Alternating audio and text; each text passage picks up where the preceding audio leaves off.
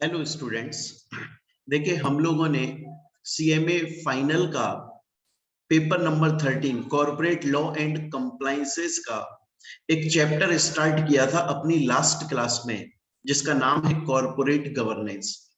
और इसकी हम लोगों ने एक क्लास ऑलरेडी कंप्लीट कर ली थी।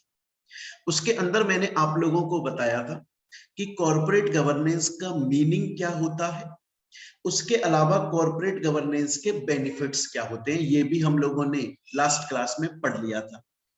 उसके अलावा मैंने आप लोगों को बताया था कि गुड कॉर्पोरेट गवर्नेंस, एक अच्छा कॉर्पोरेट गवर्नेंस के 3 पिलर्स होते हैं। आप उन्हें 3 प्रिंसिपल भी बोल सकते हैं। वो क्या होते हैं वो मैंने आपको शॉर्ट ट्रिक समझाई थी फैट के नाम से, फेयरनेस, अकाउंटेबिलिटी एंड ट्रांसपेरेंसी। इनसे रिलेटेड एग्जाम में कुछ क्वेश्चन भी आए थे, वो भी हमने ऑन द स्पॉट सॉल्व कर लिए थे। उसके बाद में नेक्स्ट हमने पढ़ा था कि कॉर्पोरेट गवर्नेंस का लीगल फ्रेमवर्क क्या होता है, जो कि मैंने बताया था आपको ये चारों लीगल फ्रेमवर्क के अंदर कवर किए जाते हैं और क्यों किए जाते हैं ये भी यहां तक डिटेल में हमने पढ़ लिया था। और जो लास्ट टॉपिक हमने डिस्कस किया था अपनी लास्ट क्लास में वो था कि इंडिया के अंदर कॉर्पोरेट गवर्नेंस को 2 फेसेस, 2 पार्ट्स के अंदर डिवाइड किया गया है। पहला जो फेस है, पहला जो पार्ट है वो है 1996 से 2008, जिसे बिफोर सत्यम भी बोलते हैं। और फिर उसके बाद में दूसरा फेस आता है जिसे आफ्टर सत्यम बोलते हैं। ऐसा क्यों, ये भी मैंने समझाया था आपको कि एक सत्यम केस हुआ था 2009 में, इसका खुलासा हुआ था। सत्यम कंपनी जो कंप्यूटर बनाती थी उसने बहुत लंबा चौड़ा फ्रॉड किया, इतना बड़ा फ्रॉड किया, इतना बड़ा फ्रॉड किया कि उसने पूरे इंडिया को हिला दिया, पूरे स्टॉक एक्सचेंज को हिला दिया। जितनी लीगल अथॉरिटीज हैं, company, central government companies act, NCLT, इन सबको उसने हटा दिया था। उस वक्त तो कंपनी लॉ बोर्ड हुआ करता था, तो ये सब हिल गए थे। और जब हमें जरूरत लगी थी कि यार हमें एक स्ट्रिक्ट कॉर्पोरेट गवर्नेंस लेकर आना चाहिए, ठीक है, ऐसा तो मैंने आपको लास्ट क्लास में पूरा सत्यम केस समझाया था। आज की क्लास में हम स्टार्ट कर रहे हैं जो फर्स्ट फेस है। मैंने बोला कॉर्पोरेट गवर्नेंस इंडिया के अंदर 2 पार्ट्स में, 2 फेसेस में डिवाइडेड है। पहला जो फेस है, पहला जो पार्ट है वो है आपका 1996 से लेके 2008 तक का।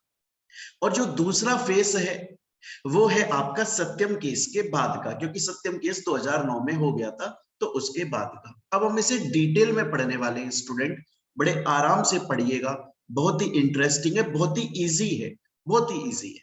देखिए हम स्टार्ट कर रहे हैं हमारा फर्स्ट फेस कॉर्पोरेट गवर्नेंस का इंडिया के अंदर, जो कि 1996 से 2008 तक चला। सबसे पहले इंडिया के अंदर, सबसे पहले कॉर्पोरेट गवर्नेंस को लेकर एक बॉडी कॉर्पोरेट ने अपनी इच्छा बताई। कॉर्पोरेट गवर्नेंस के लिए इंडिया के अंदर सबसे पहले जो आगे आया, सबसे पहले जिसने बात करी, सबसे पहले जिसने बोला कॉर्पोरेट गवर्नेंस होना चाहिए, सबसे पहले एक बॉडी आई थी, एक बॉडी कॉर्पोरेट आई थी जिसका नाम था कॉन्फेडरेशन ऑफ इंडियन इंडस्ट्री। ये लीगल बॉडी है, ये गवर्नमेंट बॉडी है। जैसे आप लोगों ने सुना होगा ना, एक होता है chamber of commerce, chamber of commerce, एक होता है मिनिस्ट्री ऑफ कॉर्पोरेट अफेयर्स, ये मिनिस्ट्रीज होती हैं। उसी तरह से एक गवर्नमेंट बॉडी थी, एक बॉडी कॉर्पोरेट था जिसका नाम था CII, confederation of Indian industry. Confederation of Indian industry ने 1998 के अंदर एक ड्राफ्ट बनाया। क्या बनाया? 1998 के अंदर ड्राफ्ट बनाया। किसने बनाया? कॉन्फेडरेशन ऑफ इंडियन इंडस्ट्री ने बनाया। क्या लिखा उस ड्राफ्ट के अंदर? उस ड्राफ्ट के अंदर लिखा कि इंडिया में कॉर्पोरेट गवर्नेंस होना चाहिए, कंपनीज को कॉर्पोरेट गवर्नेंस के रूल्स रेगुलेशंस फुलफिल करने चाहिए। अगर इंडिया में कॉर्पोरेट गवर्नेंस होगा, अगर कंपनीज कॉर्पोरेट गवर्नेंस के रूल्स रेगुलेशंस को फुलफिल करेंगी, तो ये इंडिया के लिए बहुत ही ज्यादा फायदेमंद होगा। तो याद रखिएगा, हम पढ़ रहे हैं कॉर्पोरेट गवर्नेंस का फर्स्ट फेज पढ़ रहे हैं इंडिया के अंदर। और उसमें सबसे पहले आता है कॉन्फेडरेशन ऑफ इंडियन इंडस्ट्री, सबसे पहले आता है, जो कि 1998 के अंदर आया था। कॉन्फेडरेशन ऑफ इंडियन इंडस्ट्री एक बॉडी कॉर्पोरेट है, गवर्नमेंट बॉडी है, जिसने ये बोला था कि इंडिया के अंदर कॉर्पोरेट गवर्नेंस होना चाहिए, इंडिया की कंपनीज को कॉर्पोरेट गवर्नेंस फॉलो करना चाहिए, रूल्स रेगुलेशंस जो है कॉर्पोरेट गवर्नेंस के वो फॉलो करने चाहिए। किसने बोला? कॉन्फेडरेशन ऑफ इंडियन इंडस्ट्री ने 1998 में। सर ये जो कॉन्फेडरेशन ऑफ इंडियन इंडस्ट्री ने 1998 में बताया था, ये जो ड्राफ्ट लेकर आए थे, जिसे हम व्हाइट पेपर के नाम से भी जानते हैं, जिसे हम किसके नाम से जानते हैं? White paper. व्हाइट पेपर का मतलब क्या होता है? व्हाइट पेपर का मतलब होता है एक ड्राफ्ट जो कि अभी तक लीगली एनफोर्सिएबल नहीं है, नॉट लीगली एनफोर्सिएबल, क्योंकि वो ड्राफ्ट है, क्योंकि वो शुरुआत है, क्योंकि आप सजेशन दे रहे हो, आप एक प्रपोजल दे रहे हो। तो सबसे पहले proposal confederation of Indian industry ने दिया था इंडिया के अंदर 1998 में दिया था, और उन्होंने ये बोला था कि कॉर्पोरेट गवर्नेंस होना चाहिए, एक प्रॉपर कोड ऑफ कंडक्ट होना चाहिए, चाहे से प्राइवेट सेक्टर की कंपनी है, पब्लिक सेक्टर की कंपनी है, बैंक है, फाइनेंशियल इंस्टीट्यूशन है, कोई भी कॉर्पोरेट एंटिटी है, उसको कॉर्पोरेट गवर्नेंस को फॉलो करना चाहिए। ये बात सबसे पहले सीआईआई ने बोली। स्टूडेंट बोलता है मैं समझ गया सर, मैं आपकी बात ये समझ गया कि सबसे पहले हम फर्स्ट पेज पढ़ रहे हैं कॉर्पोरेट गवर्नेंस का, और इसमें सबसे पहले कॉन्फेडरेशन ऑफ इंडियन इंडस्ट्री ने 1998 के अंदर सबसे पहले बोला था कि इंडिया के अंदर कॉर्पोरेट गवर्नेंस होना चाहिए। इसने ड्राफ्ट बनाया था, इसने व्हाइट पेपर बनाए थे, इसने सजेशन दिया था, इसने एडवाइस दी थी, जो कि लीगली उस वक्त लीगली एनफोर्सेबल नहीं थी, उस वक्त लीगली एनफोर्सेबल नहीं थी, क्योंकि वो सजेशन थे।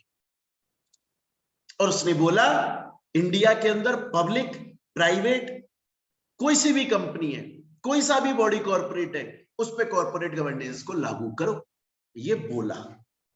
यहां तक की बात समझ में आएगी। अब हुआ क्या, देखिए, अब हुआ ऐसा स्टूडेंट्स की 1998 के अंदर सीआईआई ने तो ये बात बोल दी।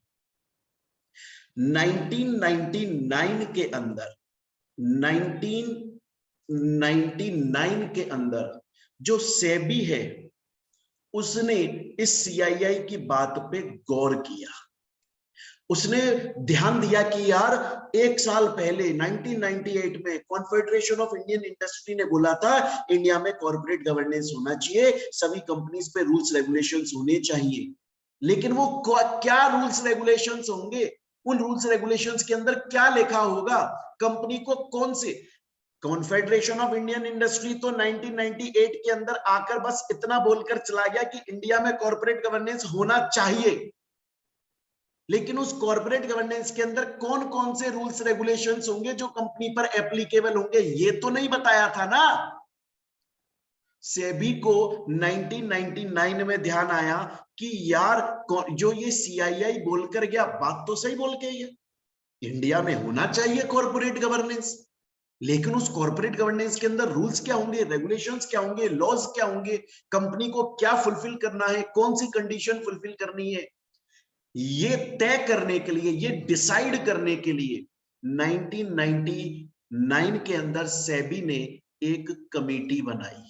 किसने कमेटी बनाई? सेबी ने कमेटी बनाई। क्यों बनाई? जिससे वो कमेटी कॉर्पोरेट गवर्नेंस के अंदर रूल्स रेगुलेशंस को डिसाइड करे कि आखिर कंपनी को कॉर्पोरेट गवर्नेंस के नाम पर क्या क्या लॉज फुलफिल करने पड़ेंगे। ये कमेटी बनाई, सेबी ने बनाई, 1999 में बनाई। इसलिए बनाई क्योंकि एक साल पहले 1998 में CII, confederation of Indian industry जो है, उसने बोला था कि कॉर्पोरेट गवर्नेंस होना चाहिए। उसकी बात को ध्यान में रखते हुए ये कमेटी बनाई गई। इस कमेटी का जो चेयरमैन था, इस कमेटी का जो चेयरमैन था, वो थे कुमार मंगलम बिरला। और याद रखिएगा, कमेटी के अंदर बहुत सारे लोग बैठते हैं, लेकिन कमेटी का जो चेयरमैन होता है ना, उसी के नाम से उस कमेटी को जाना जाता है। कमेटी में लोग तो बहुत होते हैं, एक आदमी तो सब रूल्स रेगुलेशन नहीं बना सकता ना, लोग तो बहुत होते, लेकिन कमेटी का जो चेयरमैन होता है उसी के नाम से कमेटी को जाना जाता है। और कमेटी का चेयरमैन कौन था? कुमार मंगलम बिरला उस कमेटी के चेयरमैन थे। तो कुमार मंगलम बिरला कमेटी बोला जाता है, जिसको बनाया गया सेबी के द्वारा 1999 में। और क्यों बनाया गया? जिससे वो कॉर्पोरेट गवर्नेंस के अंदर रूल्स रेगुलेशंस को डिसाइड करें। और कुमार मंगलम बिरला ने अपनी रिपोर्ट भी दे दी। कुमार मंगलम बिरला ने अपनी रिपोर्ट भी दे दी। उन्होंने अपनी एक रिपोर्ट दी और उन्होंने बोला कि लिस्टिंग एग्रीमेंट होना चाहिए। जब भी कोई कंपनी किसी स्टॉक एक्सचेंज के ऊपर लिस्ट होगी तो उस कंपनी और उस स्टॉक एक्सचेंज के बीच में एक एग्रीमेंट होगा। उसके अंदर कुछ नियम शर्तें, टर्म्स कंडीशंस होंगी जो कि उस कंपनी को माननी पड़ेगी। तो लिस्टिंग एग्रीमेंट होना चाहिए। और उसके अंदर डिसाइड किया गया क्लॉज 49। ये उस वक्त की बात है, 1999 की। कुमार मंगलम बिरला की कमेटी बना दी सेबी ने और बोला आप कॉर्पोरेट गवर्नेंस के रूल्स रेगुलेशन बनाओ। तो कुमार मंगलम बिरला कमेटी लग गई अब रूल्स रेगुलेशन बनाने में कॉर्पोरेट गवर्नेंस की। और उन्होंने बोला कि जो लिस्टिंग एग्रीमेंट होना चाहिए, जब भी कोई कंपनी स्टॉक एक्सचेंज पे लिस्ट होगी तो उस कंपनी को स्टॉक एक्सचेंज के साथ एक एग्रीमेंट करना पड़ेगा, जिसे हम लिस्टिंग एग्रीमेंट बोलेंगे। उस लिस्टिंग एग्रीमेंट के अंदर बहुत सारे क्लॉजेस होंगे। उस लिस्टिंग एग्रीमेंट के अंदर बहुत सारे क्लॉजेस होंगे। टोटल 54 क्लॉज, मतलब 54 कंडीशंस थी उस लिस्टिंग एग्रीमेंट के अंदर। उसमें से क्लॉज 49 कॉर्पोरेट गवर्नेंस के लिए डिसाइड किया गया, जिसमें बहुत सारे अलग अलग रूल्स रेगुलेशन डिसाइड करे गए। तो कुमार मंगलम की जो रिपोर्ट आई थी, उन्होंने बहुत सारे रिकमेंडेशंस दिए थे और उनकी रिकमेंडेशन को ध्यान में रखते हुए 2000 में नेक्स्ट ईयर लिस्टिंग एग्रीमेंट के अंदर क्लॉज 49 को अप्लाई कर दिया गया। तो मैं दोबारा से कहानी सुनाता हूं, बहुत एक इसको कहानी की फॉर्म में पढ़े, बड़ा मजा आएगा। सबसे पहले कौन आया? कन्फेडरेशन ऑफ इंडियन इंडस्ट्री सबसे पहले 1998 में आए। उन्होंने ड्राफ्ट बनाया जो कि एप्लीकेबल नहीं था, ये सिर्फ सजेशन एडवाइस थी। इनकी बात को ध्यान में रख के सेबी ने 1999 में कुमार मंगलम बिरला की चेयरमैनशिप के अंदर कमिटी बना दी और उन्होंने उनसे बोला आप लॉ बनाओ। और उन्होंने बहुत सारे लॉ बनाए कॉर्पोरेट गवर्नेंस से रिलेटेड। और कुमार मंगलम बिरला ने जो रिकमेंडेशंस दिए, उन्होंने जो सजेशन दिए, उनको अप्लाई किया गया। कुमार मंगलम बिरला के जो सजेशंस थे ना, इवन वो आज तक चले आ रहे हैं, इवन वो आज तक चले आ रहे हैं। तो 1999 के अंदर कुमार मंगलम बिरला ने अपनी रिपोर्ट दी और उस रिपोर्ट को ध्यान में रखते हुए 2000 अगली साल उनको अप्लाई कर दिया गया in the form of clause 49, in the form of clause 49।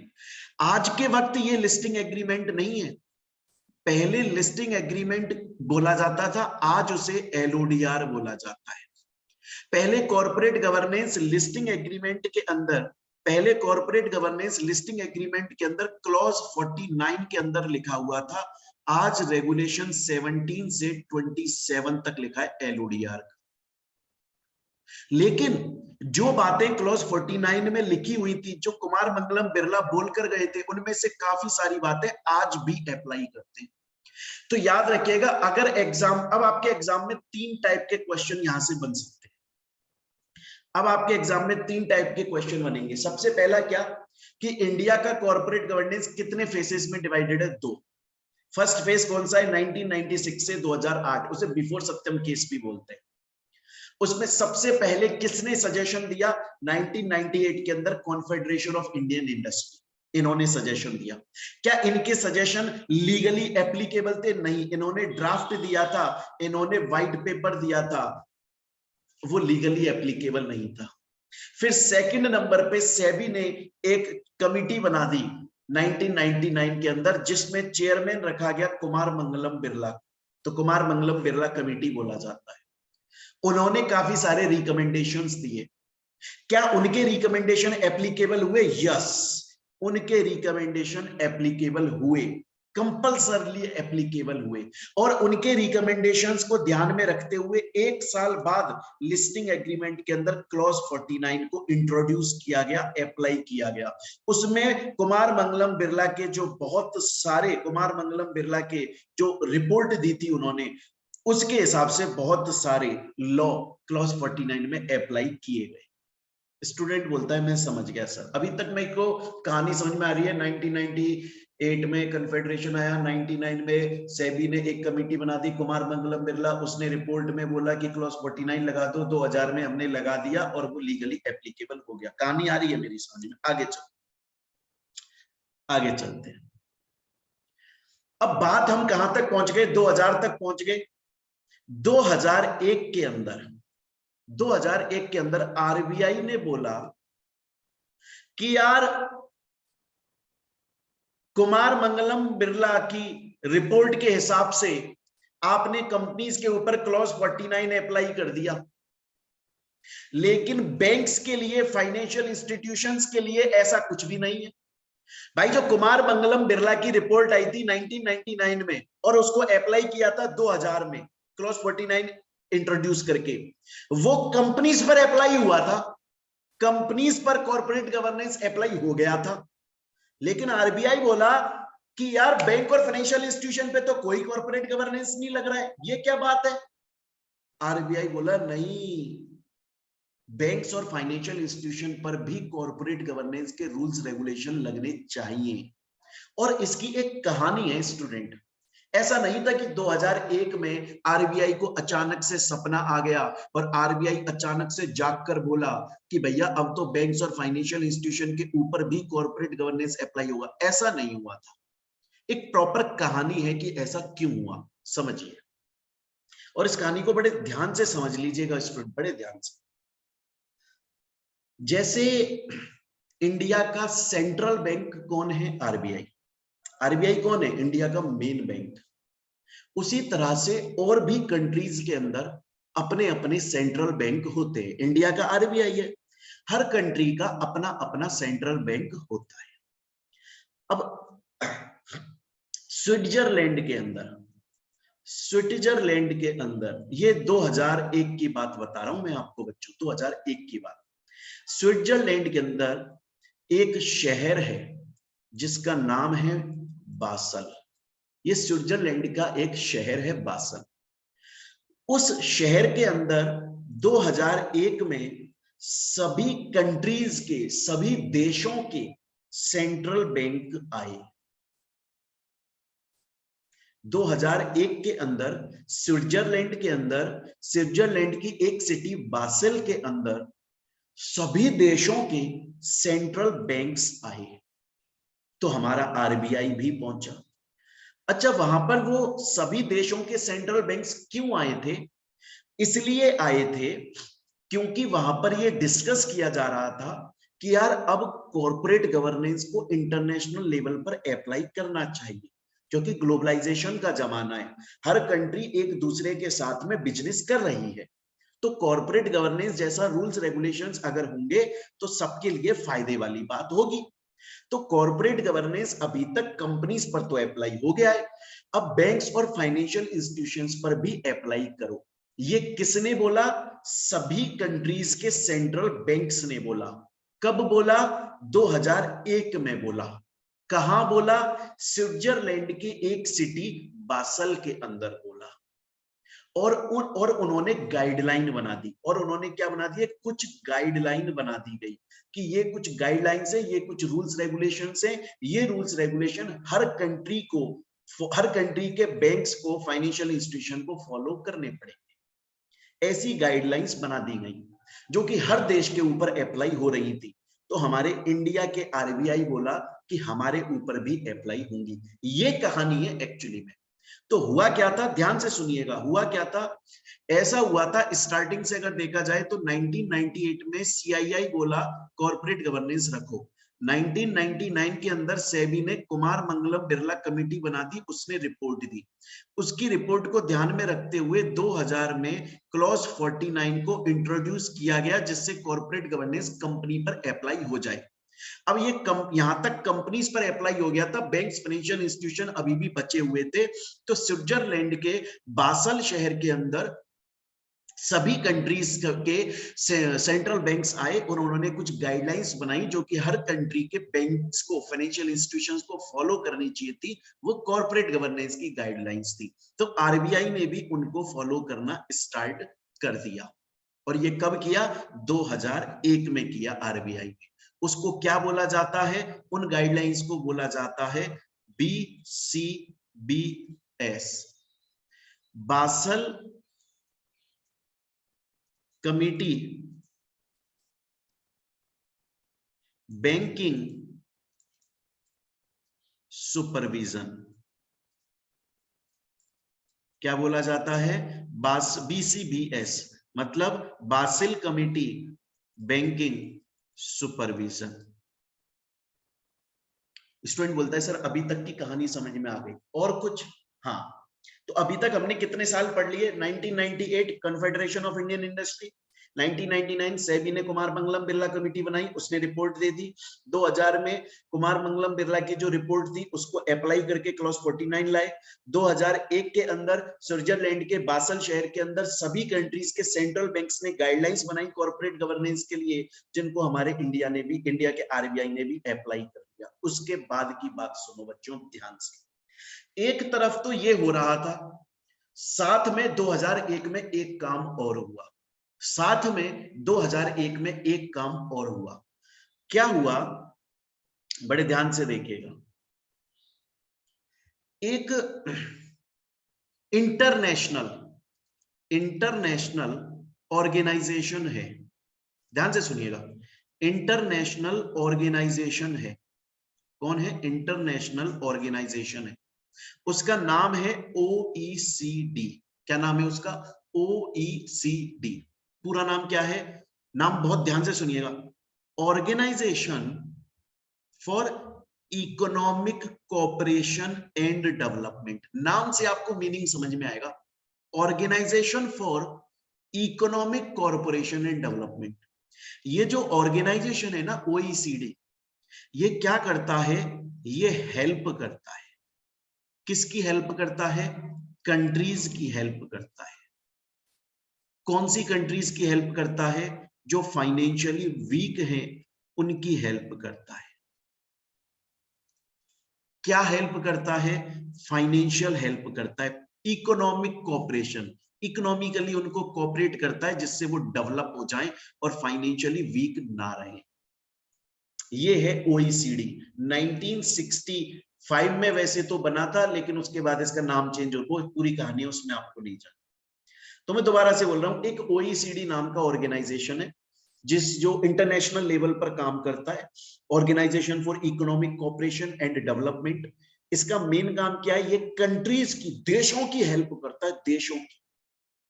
इसको कब बनाया गया था? 1965 में बनाया गया था। क्यों बनाया गया था? क्योंकि जब सेकेंड वर्ल्ड वॉर हुआ था ना, उसके बाद में अमेरिका के अलावा बाकी की जो कंट्रीज थी उनकी इकोनॉमिक कंडीशन खराब हो गई थी, तो उनको इकोनॉमिकल फायदा पहुंचाने के लिए इसको बनाया गया था। उस वक्त इसका नाम कुछ और था, फिर अलग कर दिया गया था इसको। अरे मेरी बात को समझ में, वो कहानी अलग है।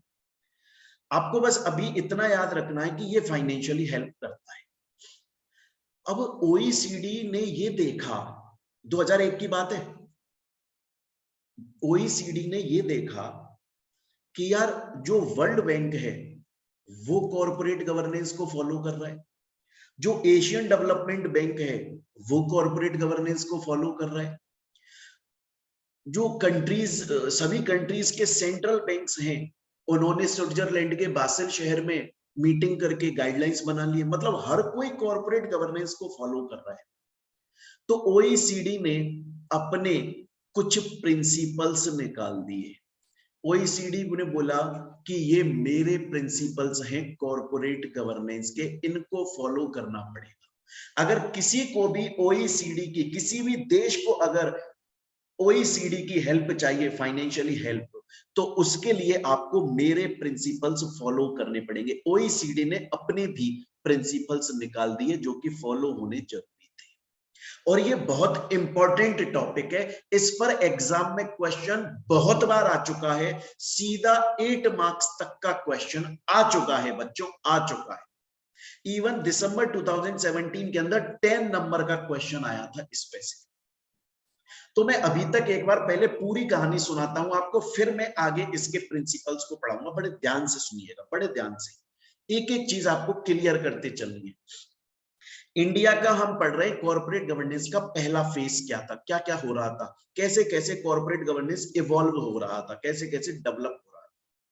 सबसे पहले 1998 के अंदर CII ने ड्राफ्ट दिया जो लीगली एप्लीकेबल नहीं था। दूसरे नंबर पे 1999 के अंदर सेबी ने एक कमेटी बनाई जिसका नाम था कुमार मंगलम बिरला कमेटी। उसने अपनी रिपोर्ट दी जिसके बहुत सारे प्रोविजंस को अप्लाई किया गया। कब? 2000, अगले साल के अंदर, बाय इंट्रोडक्शन ऑफ क्लॉज 49। उसके बाद में 2001 के अंदर आरबीआई ने बासेल कमेटी की गाइडलाइंस को मानते हुए बैंक्स और फाइनेंशियल इंस्टीट्यूशन पे कॉर्पोरेट गवर्नेंस लागू कर दिया।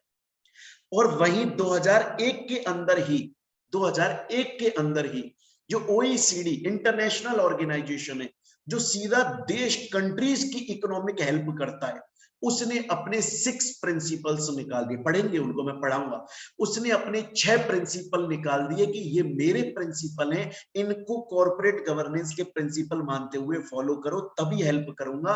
और सभी देशों को फुलफिल करने भी चाहिए, तभी आप फायदे में रहोगे, तभी आपकी कंपनी सही तरीके से बिजनेस कर पाएंगी, ऐसा बोला ओईसीडी। क्वेश्चन ये आता है कि ओईसीडी ने ये जो अपने प्रिंसिपल्स बताए, 6 प्रिंसिपल, ये इसने बताए कब थे? इसने बताए थे 2001 में, लेकिन इनको इंप्लीमेंट किया गया था 2004 में। इनको बता तो दिया गया था 2001 में, लेकिन इनको इंप्लीमेंट कब किया गया था? इंप्लीमेंट 2004 में किया गया था। इसलिए बच्चों, जब आप कभी सीक्वेंस लिख रहे हो ना, first phase of corporate governance का सीक्वेंस लिख रहे हो, तो 5वें नंबर पर आप लिखोगे कि ओईसीडी ने अपने प्रिंसिपल्स बताए थे 2001 में, लेकिन फिर उस सीक्वेंस में जब एंड में आओगे ना यहां पर, तो आप लिखोगे 2004 के अंदर कि इंप्लीमेंट हो गए थे। मैंने यहां पर दोबारा से नहीं लिखा क्योंकि हम डिस्कस अभी करने वाले हैं, बट सीक्वेंस में याद रखना है कि 2001 में ओईसीडी ने 6 प्रिंसिपल्स अनाउंस किए थे। वो अप्लाई कब हुए थे? 2004 में अप्लाई हुए थे।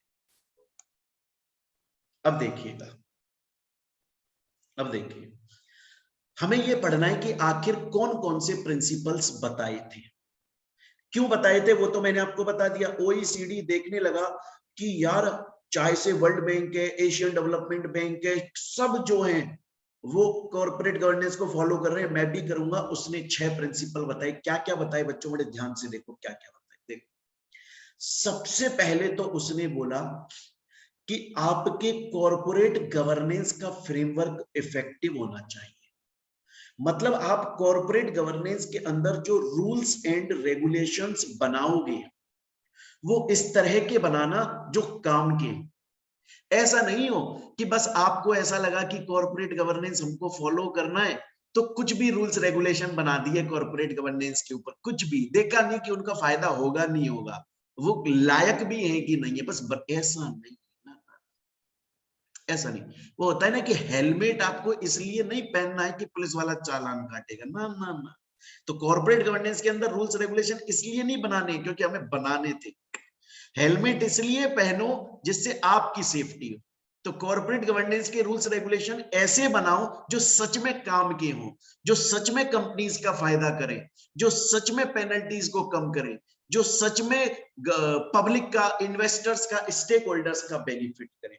उन्होंने बोला कि आपका कॉर्पोरेट गवर्नेंस एफिशिएंट होना चाहिए। आपका कॉर्पोरेट गवर्नेंस जब बनाओगे, जब रूल्स रेगुलेशन बनाओगे, तो ध्यान रखना इस तरह का बनाना कि कंपनी की ट्रांसपेरेंसी को बाहर लाता हो। क्योंकि आप सोचिए, आप किसी कंपनी में इन्वेस्ट करना चाहते हो, अब 2 कंपनी आए आपके पास में, एक कंपनी ये है, एक कंपनी ये है। ये कंपनी अपनी हर बात ट्रांसपेरेंट करके रखती है, मतलब इसके बारे में सब कुछ पता है और ये अपने बारे में नहीं बताती। तो इन्वेस्टर सोचता है यार ये क्यों नहीं बता रही है, क्या इसमें बताने लायक जैसा कुछ है नहीं, क्या ये फ्रॉड कर रही है, क्या ये प्रॉफिट में नहीं है, क्या ये डरती है कि इसने अपने बारे में कुछ बताया गवर्नमेंट इस पे छापा मार देगी। हम तो इस कंपनी में जाएंगे, ये ट्रांसपेरेंट है, इसमें हमें सेफ्टी लगती है। तो यही बोला ओईसीडी कि सबसे पहली बात ये ध्यान रखना कि कॉर्पोरेट गवर्नेंस के अंदर जो आप रूल्स रेगुलेशंस लिखने वाले हो वो इफेक्टिव रूल्स रेगुलेशंस होने चाहिए, वो सिर्फ नाम मात्र के लिए मत बना देना। इसलिए रूल्स रेगुलेशन बनाना जिनसे सच में फायदा होता हो, कंपनीज का फायदा होता हो, पब्लिक का फायदा होता हो, लॉ फुलफिल होता हो, ट्रांसपेरेंसी मिलती हो, प्रॉपर डिस्क्लोजर मिलता हो, इस तरह का इफेक्टिव आपको कॉर्पोरेट गवर्नेंस का फ्रेमवर्क रखना है। तो पहली बात तो ये बोली ओईसीडी ने। अब चलते हैं अपन सेकंड प्रिंसिपल पे। दूसरी बात उसने बोली कि कॉर्पोरेट गवर्नेंस का जब आप ये फ्रेमवर्क बनाओगे, एक बात हमेशा याद रखना कि जो भी रूल्स रेगुलेशन आप बनाओ ना, उनका एट लास्ट रिजल्ट ये निकले कि जो आपकी कंपनी के शेयर होल्डर्स हैं, आपके अंदर जो लोगों ने इन्वेस्टमेंट किया है, उनके राइट्स प्रोटेक्ट रहे। ऐसे रूल्स रेगुलेशन मत बना देना जो कंपनी को फायदा दे रहे हैं और इन लोगों का लॉस करा रहे हैं, नहीं, बल्कि ऐसे रूल्स रेगुलेशन बनाना जो कंपनी को मजबूर करते हैं कि कंपनी कुछ भी करेगी तो उसे वो बात पहले लीगल अथॉरिटी को बतानी पड़ेगी, न्यूज़पेपर में पब्लिश करनी पड़ेगी, वेबसाइट पर पब्लिश करनी पड़ेगी, जिससे पब्लिक को हर बात पता रखे और पब्लिक के राइट्स प्रोटेक्ट हो।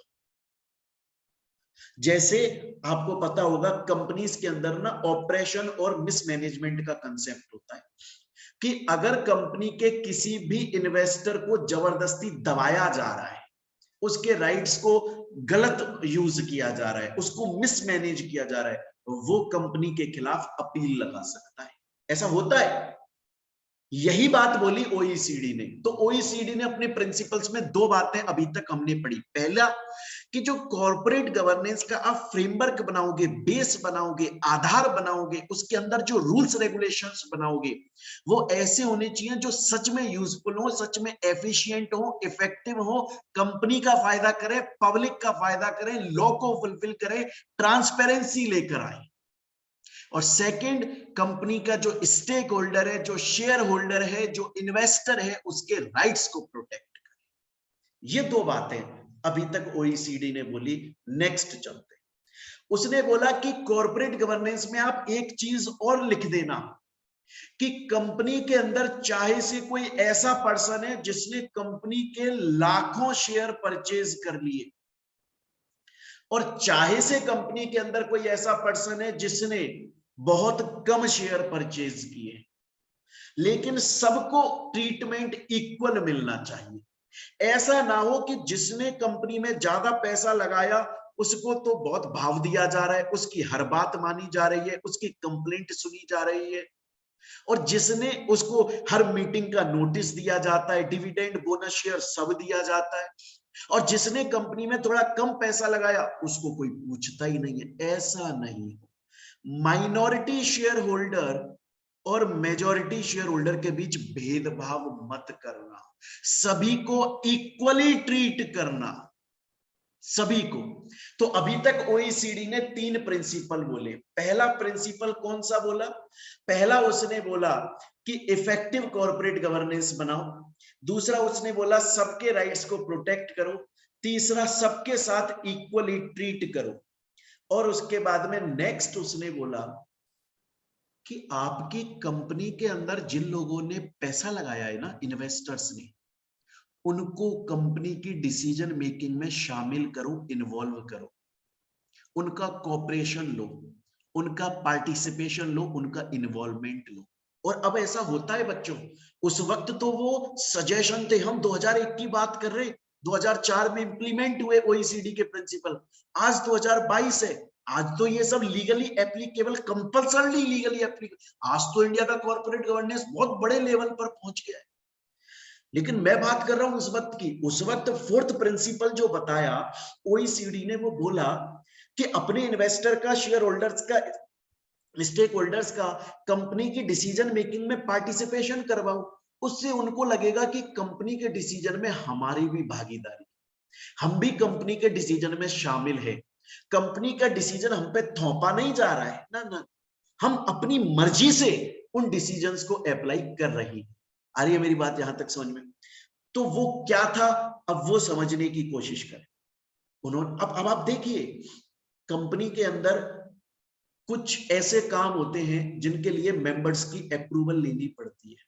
तो जनरल मीटिंग के अंदर रिजोल्यूशन पास करवाया जाता है। मैंने लास्ट क्लास में भी आपको समझाया था, कंपनी लॉ में तो मैंने आपको बहुत डिटेल में समझाया था, सीएमए इंटर में भी पढ़ा था हमने, कि कंपनी के अंदर बहुत सारे ऐसे काम होते हैं, अगर कंपनी वो काम करना चाहती है, अगर उस प्रपोजल को इंप्लीमेंट करने का सोच रही है कंपनी, तो मेंबर से पूछना पड़ेगा। अगर कंपनी नाम चेंज करना चाहती है तो अपने शेयर होल्डर से, मेंबर से अप्रूवल लेनी है। एड्रेस चेंज करना है तो अप्रूवल लेनी है। आर्टिकल ऑफ एसोसिएशन चेंज करना है तो अप्रूवल लेनी है। ऑब्जेक्ट चेंज करना है तो अप्रूवल लेनी है। ऐसे बहुत सारे काम है अब तो ये इन्वॉल्वमेंट आ रहा है। स्टूडेंट बोलता है सर 4 प्रिंसिपल समझ गया मैं। ओईसीडी ने एक तो बोला फ्रेमवर्क अच्छा हो, इफेक्टिव हो, दूसरा उसने बोला सभी लोगों के राइट्स प्रोटेक्ट हो, तीसरा उसने बोला सबके साथ इक्वल ट्रीटमेंट करो, और उसके बाद बोला इनको पार्टिसिपेशन में इन्वॉल्व करो। नेक्स्ट ओईसीडी ने बोला कि कंपनी को मजबूर कर दो कि कंपनी अपने हर ट्रांजैक्शन का डिस्क्लोजर दे। और आज ऐसा होता है बच्चों, मैंने आपको एलओडीआर पढ़ाया था, लिस्टिंग ऑब्लिगेशन डिस्क्लोजर रिक्वायरमेंट। मैंने आपको उसमें बताया था कितने सारे रूल्स रेगुलेशन पढ़े थे हमने, कि अगर कोई लिस्टेड कंपनी है तो क्वार्टर एंड होने के 21 दिन के अंदर उसे अपना शेयर होल्डिंग पैटर्न बताना पड़ता है कि इस क्वार्टर में कितने लोगों ने और शेयर्स खरीदे या बेच दिए। 21 दिन के अंदर उसको इन्वेस्टर ग्रीवेंस का स्टेटमेंट देना पड़ता है कि क्वार्टर स्टार्ट होने से पहले कितने लोगों की हमारे पास कंप्लेंट थी, क्वार्टर में और कितनी आई, हमने कितनी सॉल्व कर दी, अभी कितनी बची हुई है। ऐसा बहुत पड़ा था। अगर कोई ऐसी बोर्ड मीटिंग हो रही है जिसके अंदर क्वार्टर के फाइनेंशियल रिजल्ट डिस्कस होंगे, बोर्ड ऑफ डायरेक्टर डिस्कस करेंगे हमारे उस क्वार्टर के फाइनेंशियल रिजल्ट क्या है, उसका नोटिस कम से कम 5 दिन पहले स्टॉक एक्सचेंज को दे दो, फाइनेंशियल रिजल्ट्स को न्यूज़पेपर में 48 घंटे के अंदर पब्लिश कर दो, डिस्क्लोजर। अब ये कंपलसरी हो गया है। और ये सजेशन ओईसीडी ने 2001 में दिया था कि कंपनी हर बात को ट्रांसपेरेंट रखे, छुपाए नहीं, जिससे लोगों को पता रहेगा कि हमने जिस कंपनी में इन्वेस्ट किया उसमें चल क्या रहा है, गवर्नमेंट की नजर रहेगी, निगरानी, सर्विलेंस रहेगा।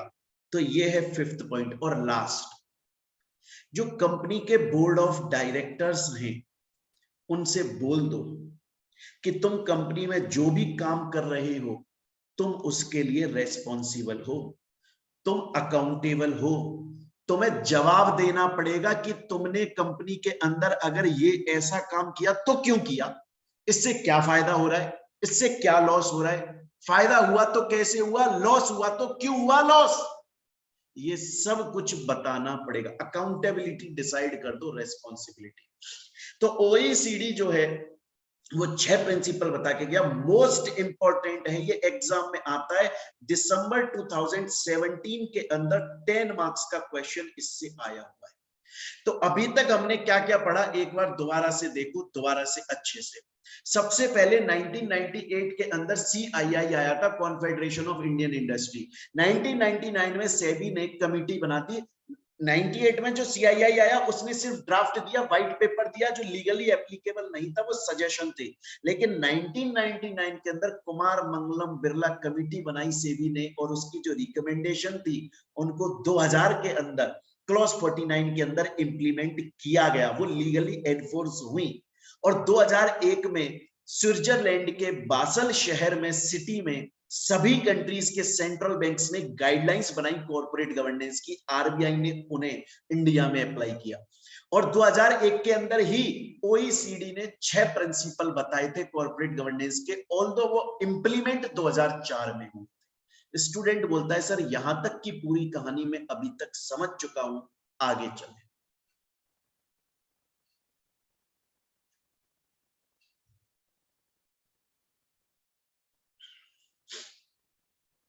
अब देखो हुआ क्या स्टूडेंट्स, हुआ ऐसा कि सेबी ने 1999 में जब कुमार मंगलम बिरला कमेटी बनाई और फिर उसकी रिपोर्ट अप्लाई हो गई, तो जो हमारी मिनिस्ट्रीज थी वो बोली कि अगर सेबी कॉर्पोरेट गवर्नेंस से रिलेटेड कमेटी बना रहा है और अपनी रिकमेंडेशन ला रहा है, तो हम भी अपनी खुद की कोई कमेटी बनवाएंगे और उनसे भी रिकमेंडेशन दिलवाएंगे और उनको भी एज कॉर्पोरेट गवर्नेंस के रूल्स में अप्लाई करवाए। हम क्यों पीछे रहे भाई? सेबी ने कमेटी बना दी, आरबीआई ने अपने रूल्स अप्लाई कर दिए।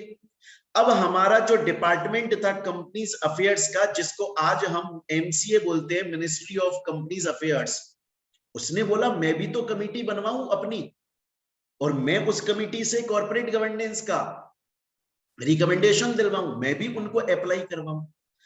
तो 2002 के अंदर 2002 के अंदर मिनिस्ट्री ने एक कमेटी बनाई और उस कमेटी के चेयरमैन थे नरेश चंद्र, इसलिए कमेटी का नाम रखा गया नरेश चंद्र कमेटी। उन्होंने बहुत सारे रिकमेंडेशन दिए जो मोस्टली अप्लाई नहीं हुए। उन्होंने ये तक बोला कि ये जो कॉर्पोरेट गवर्नेंस है, अभी तक तो हमने सिर्फ लिस्टेड कंपनीज पर अप्लाई किया हुआ था। क्यों किया था इसका जवाब पहली वीडियो में दिया था मैंने, क्योंकि कॉर्पोरेट गवर्नेंस का मेन काम पब्लिक को प्रोटेक्ट करना है और पब्लिक किस कंपनी में ज्यादा रहती है? लिस्टेड कंपनी में।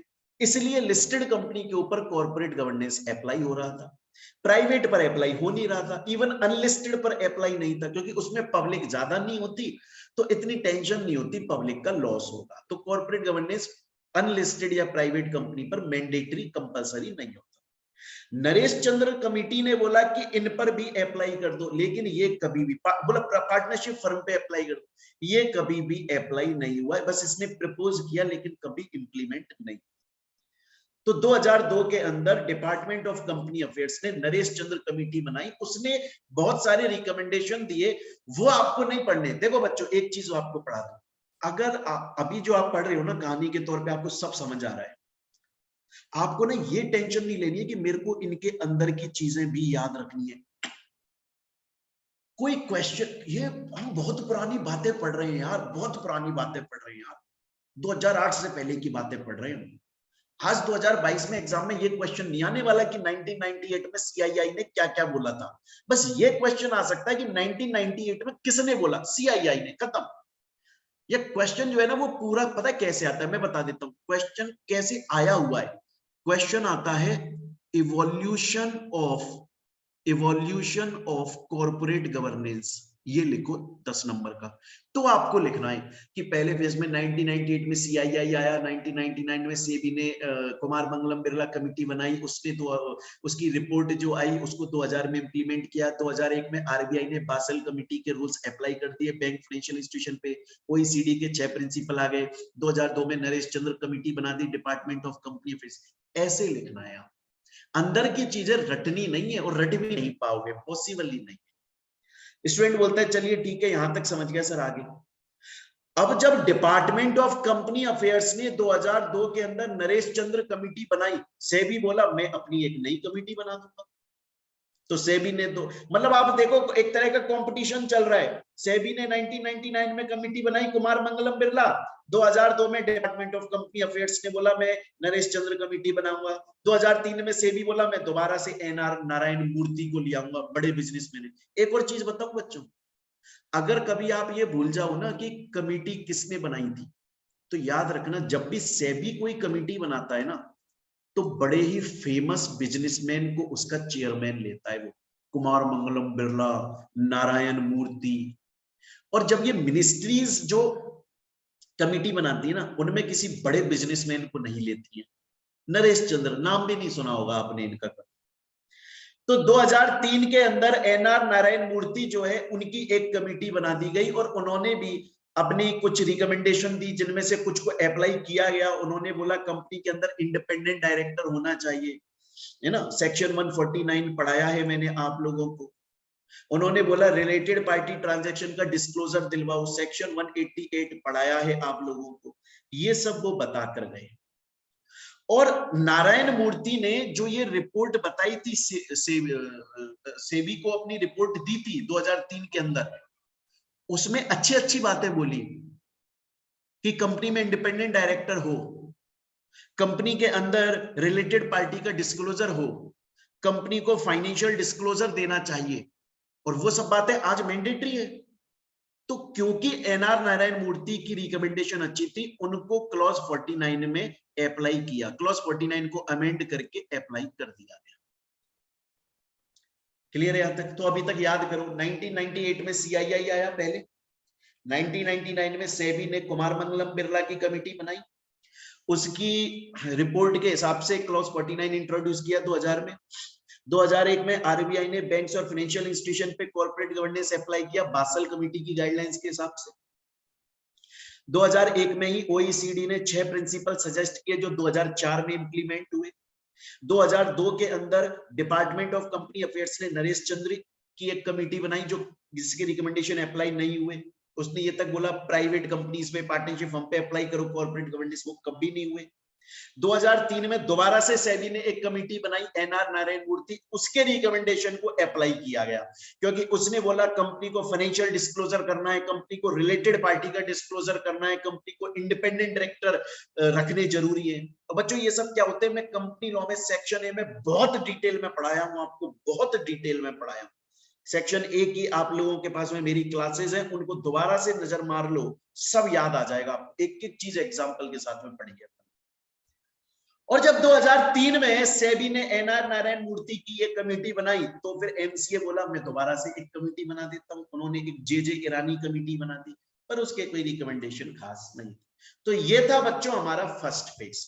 ये क्या था? ये था हमारा फर्स्ट फेज। स्टूडेंट बोलता है सर फर्स्ट फेज मुझे पूरा समझ में आ गया।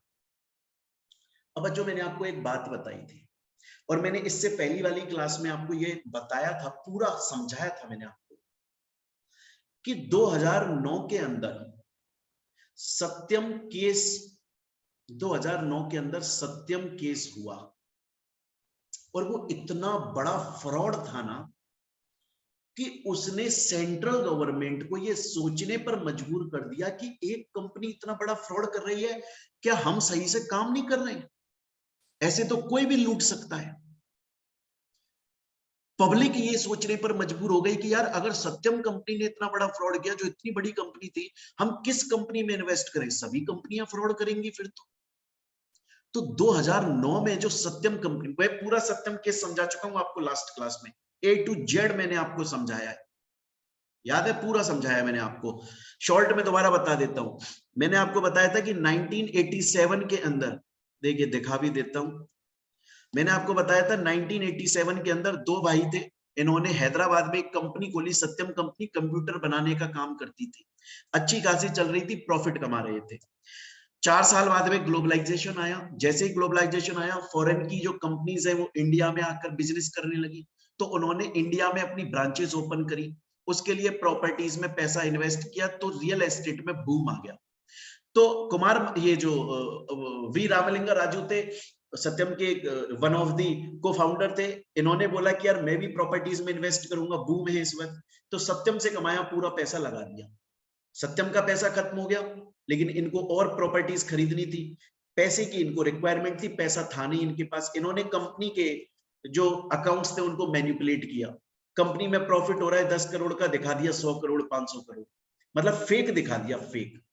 और लोग बेचारे भोले, न्यूज़पेपर में उन्होंने पढ़ा सत्यम में तो बहुत शेयर, सत्यम के तो बहुत प्रॉफिट हो रहे हैं, जबकि गलत थे, ऐसा था ही नहीं, बस पेपरों में लिख दिया हो रहा है हमारा प्रॉफिट, न्यूज में छप गया, एफएम पे आ गया, टीवी पे आ गया, स्टॉक एक्सचेंज की वेबसाइट पे आ गया, पब्लिक बेचारी भरोसा करके कंपनी में इन्वेस्ट करने लगी। 2009 में पकड़ में आ गया ये केस। जब 2009 में पकड़ में आया, गवर्नमेंट हिल गई, गवर्नमेंट के डिपार्टमेंट हिल गए, सेबी स्टॉक एक्सचेंज हिल गया, पूरा इंडिया हिल गया, पब्लिक हिल गई, बोली इतना बड़ा केस, इतना बड़ा फेलियर, इतना बड़ा फ्रॉड। ये सत्यम का जो स्कैंडल है वो तो एक तरह से कैटलिस्ट हो गया। कैटलिस्ट क्या होता है? कोई ऐसी चीज जो फोर्स दे दे, गति दे दे। जैसे ही सत्यम का केस हुआ, गवर्नमेंट अवेक हो गई, सेबी स्टॉक एक्सचेंज अवेक हो गए, बोले भैया कॉर्पोरेट गवर्नेंस को स्ट्रिक्ट करो, सबके ऊपर अच्छे से अप्लाई करो। सत्यम ने लूट लिया, पब्लिक को बर्बाद कर दिया, हमारा नाम खराब कर दिया, कॉर्पोरेट गवर्नेंस स्ट्रिक्ट करो भैया। तो कॉर्पोरेट गवर्नेंस को स्ट्रिक्ट करने की बात चली, कॉर्पोरेट गवर्नेंस को स्ट्रिक्ट करने की बात चली। और जो हमारा CII था ना, कॉन्फेडरेशन ऑफ इंडियन इंडस्ट्री, ये बोला कि यार सत्यम ने इतना बड़ा फ्रॉड किया तो किया कैसे। तो इसने क्या किया, CII ने सत्यम का केस डीपली जाकर समझा कि सत्यम ने फ्रॉड कैसे किया। और जब CII ने सत्यम का केस डीपली समझ लिया, तो फिर CII बाकी कंपनीज जो चल रही थी उनके अंदर भी घुस गई, बोली चेक करती हूँ क्या ये कंपनी जो है इस तरीके का अभी कुछ कर रही है, ऐसा तो नहीं फ्यूचर में ये भी फ्रॉड कर दे। भाई उनको ये समझ में आ गया सत्यम ने कैसे घोटाला किया, तो उन्होंने बोला ये मुझे समझ में आ गया घोटाला सत्यम ने कैसे किया है, मैं बाकी कंपनीज में जाकर चेक करूंगा कहीं बाकी की कंपनीज भी तो इस तरह का कुछ घोटाला नहीं कर रही है। लेकिन CII ने बोला नहीं कर रही। 2009 में CII ने बोला नहीं साहब, मैंने बहुत डीपली स्टडी की है, मैं इंटरनल चला गया हूं कंपनीज में, अंदर जाकर मैंने चेक किया है, ये सत्यम जो है ना वो एक अकेला ऐसा था, अकेला वन ऑफ इंसिडेंट है ये। बाकी जो इंडिया के अंदर कंपनीज हैं वो अच्छे से रन कर रही है, अच्छे से साउंड लीगल मैनर में काम कर रही है। CII के अलावा बाकी हमारे जो और लीगल बॉडीज थी उन तक ने अपनी नई नई कमिटीज बना दी, उन तक ने बोला कि और दोबारा कमेटी बन रही है, दोबारा से NR नारायण मूर्ति जी को बुलाया गया, बोला आओ साहब आओ आओ आओ। आपने पहले 2003 में एक कमेटी बनाई थी आपकी सेबी ने, नारायण मूर्ति जी से बोला गया, 2003 में आपको कमेटी का चेयरमैन बनाया, आपने रिकमेंडेशन दी, बढ़िया दी। 2009 में सत्यम का केस हो गया साहब, हमारे ऊपर साहब सवाल उठ रहे हैं, पब्लिक बोल रही है गवर्नमेंट कुछ नहीं कर रही है। हमने सत्यम के अंदर CII ने जाकर देखा है, CII बोल रही है सिर्फ सत्यम ने फ्रॉड किया है, बाकी कंपनीज बढ़िया चल रही हैं। लेकिन हमें अब कॉर्पोरेट गवर्नेंस और स्ट्रिक्ट बनाना है, रूल्स रेगुलेशन और स्ट्रिक्ट बनाने। आइए नारायण मूर्ति जी आइए और आप हमारे लिए कोई नए कॉर्पोरेट गवर्नेंस के रूल्स बनाइए। बनाए गए साहब, अपनी रिकमेंडेशन दी है नारायण मूर्ति ने, और भी लोगों ने रिकमेंडेशन दी, ICSI ने रिकमेंडेशन दी, सबने अपने अपने रिकमेंडेशन दिए, और आज ये हालत है कि इंडिया का corporate governance one of the best corporate governance है पूरी दुनिया के अंदर इंडिया का। ऐसा इसकी बहुत सारी वजहों में से एक वजह ये सत्यम केस है, जिसने आंखें खोल दी गवर्नमेंट की, जिसने कंपनीज के ऊपर एक तलवार लटका दी कि फ्रॉड मत करना, सत्यम कंपनी जैसा तुमको छोड़ेंगे नहीं, हमारा कॉर्पोरेट गवर्नेंस बहुत स्ट्रिक्ट हो गया है। स्टूडेंट बोलता है सर मैं यहां तक समझ गया, लेकिन मेरे को एक बात तो बताओ, आपने बोला कि सत्यम ने फ्रॉड किया, सर सत्यम ने फ्रॉड किया, उसकी वजह से CII जो है वो इन्वेस्टिगेशन किया, गवर्नमेंट ने एक नई कमेटी बनाई, गवर्नमेंट के और भी जो डिपार्टमेंट्स हैं जैसे नास्कॉम है उसने बना दी, और एक कमेटी बनी NR नारायण मूर्ति जी की, उसमें बोला कॉर्पोरेट गवर्नेंस एथिक्स से रिलेटेड नए रिकमेंडेशन तो दिए, ICSI ने दिए, और उन रिकमेंडेशंस के हिसाब से जो रिकमेंडेशन दिए गए थे उन रिकमेंडेशन के हिसाब से सेबी ने, MCA ने, गवर्नमेंट ने जल्दी से रेस्पॉन्स लिया, जल्दी से उन रिकमेंडेशन को इंप्लीमेंट किया गया, जल्दी उनको इंप्लीमेंट किया गया। मतलब जो रिकमेंडेशन दिए थे सेबी ने उनके ऊपर पहले डिस्कशन किया, MCA ने अपना डिस्कशन किया, सेबी और MCA ने अपनी तरफ से नए प्रपोजल दिए और फिर उनको इंप्लीमेंट किया गया। और एक चीज और बता दूं बच्चों, ये 2010 की बात, 2009 और 10 की बात पढ़ रहे हैं, आज से 11-12 साल पहले की। उस वक्त कमिटीज ने रिकमेंडेशन दिए, सेबी ने उन्हें डिस्कस किया, MCA ने उन्हें डिस्कस किया, गवर्नमेंट ने उन्हें डिस्कस किया, उनमें से कुछ को अप्लाई कर दिया। आज उस वक्त ये चल रहा था, उस वक्त वो लोग प्रपोजल रिकमेंडेशन दे रहे थे और उसको इंप्लीमेंट करने की सोच रहे थे। आज 2022 में वो सब इंप्लीमेंटेड है बाय डिफॉल्ट, कंपल्सरली, और उससे ज्यादा स्ट्रिक्ट पढ़ेंगे हम, देखते हैं। क्वेश्चन ये आता है, स्टूडेंट बोलता है सर आपने बोला कि एमसीए ने एक्शन ले लिया, सेबी ने एक्शन ले लिया, क्या एक्शन ले लिया, क्या एक्शन लिया बताओ हमको। बताते हैं यार, देखो सेबी ने बोला कि हम एक काम करेंगे, हमारी कंपनी का जो चीफ फाइनेंशियल ऑफिसर होगा ना, सीएफओ, ऐसा नहीं है उसको कोई भी अपॉइंट कर लेगा, ऐसा नहीं होगा। नॉर्मली सीएफओ कैसे अपॉइंट होता है, बोर्ड मीटिंग में बोर्ड रिजोल्यूशन पास करके बोर्ड ऑफ डायरेक्टर बोलते हैं इसको सीएफओ बना देंगे, मैटर खत्म। बोला ऐसा नहीं चलेगा यार, तुम किसी को भी सीएफओ बना देते हो, तुम तो लालू प्रसाद यादव जो पढ़ा लिखा आदमी नहीं है, या पढ़ा लिखा हो है नहीं है वो मैटर हमारा नहीं है, इतना ज्यादा नहीं जानता कॉर्पोरेट के बारे में, उसको सीएफओ बना दोगे यार तुम, तो ऐसे थोड़ी होता है भैया। सीएफओ जब अपॉइंट किया जाएगा, सेबी बोल रहा है, सेबी एक्शन ले रहा है, सेबी ने बोला ये बात, प्रपोजल दिया कि जो अपॉइंटमेंट किया जाएगा कंपनी के अंदर सीएफओ का, चीफ फाइनेंशियल ऑफिसर का, वो ऑडिट कमिटी रिकमेंड करेगी। ऑडिट कमिटी अगर बोलेगी कि इस आदमी को सीएफओ की तरह अपॉइंट कर लो तो करेंगे। और ऑडिट कमिटी कब बोलेगी कि फलाने को सीएफओ की तरह अपॉइंट कर लो, जब वो उसकी क्वालिफिकेशन, एक्सपीरियंस और उसका बैकग्राउंड देख लेगी। कहने का मतलब क्या हुआ, सीएफओ कोई रोड पे चलता टॉम डिक हैरी नहीं होगा, बल्कि क्वालिफाइड, एजुकेटेड, एक्सपीरियंस्ड आदमी होगा जिसका नाम ऑडिट कमिटी बोलेगी। सेकंड उन्होंने बोला कि ऑडिटर जो है ना तुम्हारी कंपनी के, नॉर्मली क्या होता था, कंपनीज क्या करती थी, किसी सीए को अपना ऑडिटर बना लेती थी और फिर वो आता रहता था 10 साल, 15 साल, 20 साल, 25 साल, मर गया उसके बच्चे आ रहे हैं, मर गया उसके बच्चे आ रहे हैं, दादा से पोतों तक एक ही कंपनी में पैसे कमा रहे हैं वो लोग ऑडिटर बन बन के, और उनका कंपनी से बढ़िया रिलेशन बन जाता था, दोस्ती टाइप हो जाती थी। अब कंपनी और उनका इतना पुराना रिलेशन है, तो वो कंपनी के हाँ में हाँ करते हुए पैसा कमाने के चक्कर में गलत चीजें, कंपनी ने गलत किया है उसको मार्क नहीं करते, बोले सही है, सही, चलने दो चलने दो चलने दो, बहुत सालों से रिश्ता है हमारा तो इस कंपनी से। सेबी बोला ऐसे नहीं चलेगा, अब आपकी कंपनी में जो ऑडिटर आएगा ना वो मैक्सिमम 5 साल तक रह सकता है, उसके बाद उसे रोटेट करो, नया लेकर आओ। क्योंकि 5 साल तक तो चलो सीए से आपका रिलेशन नहीं बनेगा, लेकिन 5 साल के बाद आपका उससे रिलेशन बनने लग जाएगा, उसे हटा दो, नया लिया। उसके अलावा फिर सेबी ने ये भी बोला कि इंटरनेशनल फाइनेंशियल रिपोर्टिंग स्टैंडर्ड्स, अब तो ये नहीं है, अब तो क्या चलता है, इंड एएस चलता है, अब तो वो लेकर आओ। उसके अलावा ये बोला कि जो हाफ ईयरली बेसिस पर कंपनी अपने फाइनेंशियल अकाउंट्स को डिस्क्लोज करेगी।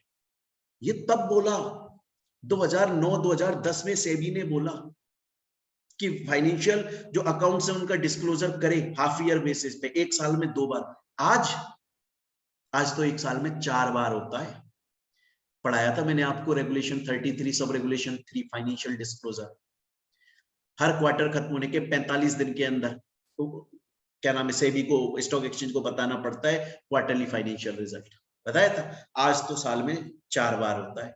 उसके अलावा उन्होंने बोला कि लिस्टिंग एग्रीमेंट बनना चाहिए, जब भी कोई कंपनी किसी स्टॉक एक्सचेंज पे लिस्ट होगी तो लिस्टिंग एग्रीमेंट बनना चाहिए। अरे आज तो वो एलओडीआर हो गया और बहुत सारे रूल्स रेगुलेशन है। तो ये सेबी ने उस वक्त एक्शंस लिए। एमसीए ने क्या एक्शन लिया, एमसीए ने बोला कि कंपनी के अंदर जो बोर्ड ऑफ डायरेक्टर है ना उनमें इंडिपेंडेंट डायरेक्टर भी होना चाहिए। देखो एमसीए ने बोला कि डायरेक्टर बहुत इंपॉर्टेंट आदमी होता है, क्योंकि वो कंपनी को डायरेक्शन देता है, वो तय करता है कि कंपनी कैसे चलेगी, इसलिए डायरेक्टर इंपॉर्टेंट आदमी होता है। उसने बोला लेकिन डायरेक्टर कंपनी में 2 टाइप के होने चाहिए। एक होना चाहिए एग्जीक्यूटिव डायरेक्टर, जो कंपनी में डेली आएगा और कंपनी के डेली रूटीन अफेयर्स में एंगेज्ड होगा, मतलब कंपनी को प्रॉपर चलाएगा। और कुछ नॉन एग्जीक्यूटिव डायरेक्टर भी होने चाहिए, क्योंकि जो एग्जीक्यूटिव डायरेक्टर है ना वो कंपनी में डेली आ रहा है। अब उसकी जरूरत तो है, क्योंकि हमें कुछ ऐसे लोग तो चाहिए जो कंपनी में डेली आए, कंपनी के बिजनेस को रन कर। लेकिन क्योंकि वो डेली आ रहे हैं तो उनकी कंपनी के लोगों से बॉन्डिंग हो गई है, दोस्ती हो गई है, रिलेशन बन गया है। अब अगर कंपनी में कोई फ्रॉड करता है तो हो सकता है वो उसकी शिकायत ना करे, उस फ्रॉड को मार्क ना करें, क्योंकि वो एग्जीक्यूटिव डायरेक्टर है, डेली आ रहा है। लेकिन नॉन एग्जीक्यूटिव डायरेक्टर डेली नहीं आता कंपनी में, नॉन एग्जीक्यूटिव डायरेक्टर डेली नहीं आता कंपनी में, इसलिए उसका कंपनी से रिलेशन नहीं होता, मतलब कंपनी के अंदर के लोगों से दोस्ती नहीं होती। इसलिए नॉन एग्जीक्यूटिव डायरेक्टर को अगर पता लगता है किसी ने फ्रॉड किया, वो धड़ल्ले से बोलेगा फलाने ने फ्रॉड किया, क्योंकि वो डेली नहीं आ रहा है। एमसीए बोला कि देखो डायरेक्टर बहुत जरूरी आदमी है, वो डायरेक्शन देता है, कंपनी को चलाता है, लेकिन डायरेक्टर एग्जीक्यूटिव भी होना चाहिए, नॉन एग्जीक्यूटिव भी होना चाहिए। और नॉन एग्जीक्यूटिव के अंदर कुछ इंडिपेंडेंट डायरेक्टर्स भी होने चाहिए, वो एक्सट्रीम नॉन एग्जीक्यूटिव हो जाएंगे। इंडिपेंडेंट डायरेक्टर वो होगा जो कंपनी से किसी भी तरीके, मतलब टोटल एक ऐसे आदमी को डायरेक्टर बना रहे हो जो कंपनी में किसी को नहीं जानता, जिसका कंपनी से पहले कभी कोई वास्ता नहीं रहा, तो हम ये मानते हैं इंडिपेंडेंट डायरेक्टर तो सिर्फ सच बोलेगा, क्योंकि वो उसे कंपनी से लेना देना नहीं है, उसे कंपनी के लोगों से लेना देना नहीं है, उसकी किसी से दोस्ती बॉन्डिंग नहीं है, इंडिपेंडेंट आदमी है वो, तो सच बोलेगा। ये बात एमसीए ने उस वक्त बोली 2009 में कि इंडिपेंडेंट डायरेक्टर लेकर आओ, जो कि आज हम सेक्शन 149 में पढ़ते हैं। फिर उसके अलावा ऑडिट कमेटी ने ये बोला, सॉरी एमसीए ने ये बोला ऑडिट कमेटी बनाओ, बोर्ड की रेस्पॉन्सिबिलिटी डिस्कस कर दो, सेक्रेटरियल ऑडिट करवाओ, सेक्शन 204 जो आज हम पढ़ते हैं। उसके अलावा बोला विसिल ब्लोअर पॉलिसी को बना दो, जिसको विजिल मैकेनिज्म के नाम से बोला जाता है। ये सब 2009 में सजेशन दिए जा रहे थे एमसी और सेबी के थ्रू, जो आज कंपलसरी है। पता है ना विसिल ब्लोअर क्या होता है? विसिल ब्लो, सीटी बज गई, सीटी बजने का मतलब किसी को छेड़ना नहीं है। विसिल ब्लो करने का मतलब यह है, अगर कंपनी के अंदर कोई आदमी फ्रॉड कर रहा है और आपको पता लग जाता है कि यार फलाना आदमी कंपनी के अंदर फ्रॉड कर रहा है, तो आप उसकी शिकायत कर दो, मतलब आप क्या कर दो, आप अपनी विसिल को ब्लो कर दो। अगर आज कंपनी में कोई फ्रॉड कर रहा है तो आप बता दो, ये आपकी जिम्मेदारी, आपको बता देना चाहिए। और कंपनी की जिम्मेदारी है कि जब उस बंदे को इंटेरोगेट किया जाएगा जिसने फ्रॉड किया है, उसके सामने ये नहीं बोला जाएगा कि आपने उसकी शिकायत करी, वरना वो आपको कल को प्रॉब्लम दे कंपनी के बाहर। ये कंपनी की जिम्मेदारी है। ये 2009 में एमसी ने बोला ऐसी पॉलिसी लेकर आओ, आज तो ये कंपलसरी है। तो ये सब जो है ये एमसीए के थ्रू सजेशन दिए गए। देखो वॉलंटरी, एमसीए ने बोला कि मैं ये सजेशन दे रही हूं, कंपनी अगर कोई कंपनी इनको फॉलो करना चाहे तो कर ले, कंपलसरी नहीं है। आज तो ये कंपलसरी है। तो बच्चों एक बार दोबारा से मैं स्टार्ट करता हूं, अभी तक हमने जितना पढ़ा बड़े प्यार से आराम से देखिएगा। मैंने आपको बताया इंडिया के अंदर कॉर्पोरेट गवर्नेंस दो फेसेस में डिवाइडेड है। एक है 1996 से 2008 पहला फेस, दूसरा है सत्यम का केस, सत्यम के बाद का फेस। पहले में मैंने आपको बताया था, सबसे पहले 1998 में कॉन्फेडरेशन ऑफ इंडियन इंडस्ट्री ने कॉर्पोरेट गवर्नेंस से रिलेटेड कुछ ड्राफ्ट बनाया, जो कि ड्राफ्ट था, व्हाइट पेपर था, कंपल्सरली एप्लीकेबल नहीं था। सेकंड मैंने आपको बताया कि सेबी जो है उसने 1999 के अंदर एक कमिटी बनाई थी, उस कमिटी का नाम था कुमार मंगलम बिरला कमिटी, और उसने अपनी रिपोर्ट दी थी, जिस रिपोर्ट के हिसाब से 2000 में क्लॉज 49 इंट्रोड्यूस हुआ और उसको इम्प्लीमेंट किया गया, उसको इम्प्लीमेंट किया गया। सेबी जो कुमार मंगलम बिरला की जो रिपोर्ट थी उसके अंदर जो रिकमेंडेशन थी उनको यहाँ पर अप्लाई किया गया। उसके बाद 2001 में स्विट्जरलैंड के बासल शहर के अंदर कंट्रीज के सभी सेंट्रल बैंक्स ने मीटिंग करके कुछ गाइडलाइंस बनाई, जो कि हर कंट्री के बैंक्स और फाइनेंशियल इंस्टीट्यूशन पे एप्लीकेबल होनी थी एज कॉर्पोरेट गवर्नेंस। आरबीआई ने उनको अप्लाई किया। उसके अलावा 2001 में जो ओईसीडी था उसने देखा कि world bank, Asian development bank, हर कोई कॉर्पोरेट गवर्नेंस को फॉलो कर रहा है, तो उसने अपने 6 प्रिंसिपल बताए, मोस्ट इंपॉर्टेंट बताए उसने 2001 में, एप्लीकेबल 2004 में हुए। और वो 6 प्रिंसिपल क्या थे, बड़ी आराम से देखिएगा। एक तो मैंने आपको बताया, उसने बोला कि कॉर्पोरेट गवर्नेंस का फ्रेमवर्क बहुत इफेक्टिव होना चाहिए। दूसरा, इस शेयर होल्डर जो है उनके राइट्स का प्रोटेक्ट करो। तीसरा, सबको इक्वल ट्रीटमेंट दो, इनका इन्वॉल्वमेंट ले लो, पार्टिसिपेशन ले लो कंपनी के अंदर। कंपनी को सब चीजें अपनी डिस्क्लोज करनी चाहिए टाइमली, जिससे अथॉरिटीज को, गवर्नमेंट को, इन्वेस्टर्स को, सबको पता रहे कंपनी कर क्या रही है। और उसके अलावा जो कंपनी के बोर्ड ऑफ डायरेक्टर है उनको रेस्पॉन्सिबिलिटी ठहरा दो कि अगर तुमने कुछ गलत किया तो जवाबदेही तुम्हारी होगी, तुम्हें बताना पड़ेगा गलत क्यों हो गया। उसके अलावा फिर 2002 में, क्योंकि सेबी अपनी एक कमिटी बना चुका था, तो डिपार्टमेंट्स को लगा, गवर्नमेंट के डिपार्टमेंट्स को, हमें भी अपनी कमेटी बनानी चाहिए, तो उन्होंने नरेश चंद्र कमेटी बनाई। ऑल्दो उनके रिकमेंडेशन अप्लाई नहीं हुए, सेबी ने दोबारा 2003 में एक कमेटी बनाई, एनआर नारायण मूर्ति, उनके रिकमेंडेशन अप्लाई हुए, क्योंकि उन्होंने बोला इंडिपेंडेंट डायरेक्टर होना चाहिए, रिलेटेड पार्टी डिस्क्लोजर होना चाहिए, फाइनेंशियल डिस्क्लोजर होना चाहिए। तो 2004 में क्लॉज 49 में अमेंडमेंट किया गया। एमसीए ने दोबारा एक कमेटी बनाई जो कोई खास नहीं है, और मैंने बताया था जो ओईसीडी के प्रिंसिपल है वो 2004 में अप्लाई हुए थे। मैंने बताया कि जब 2009 में सत्यम का केस हुआ, उसके बाद में गवर्नमेंट हिल गई, इंडिया के डिपार्टमेंट्स, स्टॉक एक्सचेंज हिल गया, सेबी हिल गया, पब्लिक हिल गई, और सबको लगने लगा कि हमें अब और भी ज्यादा स्ट्रिक्ट कॉर्पोरेट गवर्नेंस की जरूरत है। Even confederation of Indian industry, CII, तो सत्यम के अंदर जाकर घोटाले का पता लगाई, वजहों का पता लगाई, और चल रही एग्जिस्टिंग कंपनीज में देखा कहीं ऐसा तो नहीं हो रहा है, और फिर तब बोली कि नहीं भैया, सिर्फ सत्यम एक अकेला ऐसा केस था, बाकी सब जगह तो बहुत ही बढ़िया काम चल रहा है, ऐसी कोई भी दिक्कत वाली बात नहीं है। लेकिन फिर एक नई और बहुत सारी नई कमिटीज बनाई गई, एनआर नारायण मूर्ति जी को दोबारा बुलाया गया, उनसे रिकमेंडेशन लिए गए, आईसीएसआई से रिकमेंडेशन लिए गए, और सेबी और एमसीए जल्दी से अपने क्विक एक्शन में आ गए। सेबी ने अपने एक्शन में बहुत सारे रिकमेंडेशन दिए, उसने बोला जो सीएफओ अपॉइंट होगा उसे ऑडिट कमेटी करे और वो क्वालिफाइड आदमी हो, ऑडिटर को 5 साल से ज्यादा के लिए मत रखो, उसके अलावा इंटरनेशनल फाइनेंशियल रिपोर्टिंग स्टैंडर्ड जो कि आज इंड एएस हो गए उनको अप्लाई करो, ये सब सेबी बोल कर गया। और उसके अलावा एमसीए ने कुछ वॉलंटरी रिकमेंडेशन, ऑप्शनल, वॉलंटरी का मतलब क्या होता है, कोई कंपनी फॉलो करे तो करे, ना करे तो मत करे, मर्जी पे है, आज तो कंपलसरी है, ऐसा एमसीए ने बताया। यहां तक स्टूडेंट बोलता है सर समझ में आ गया मेरे को, बिल्कुल सर, मेरे को बता दो एग्जाम में क्वेश्चन जो आएगा वो कैसा आएगा। बच्चे एग्जाम में क्वेश्चन ऐसे आएगा, और आ चुका है,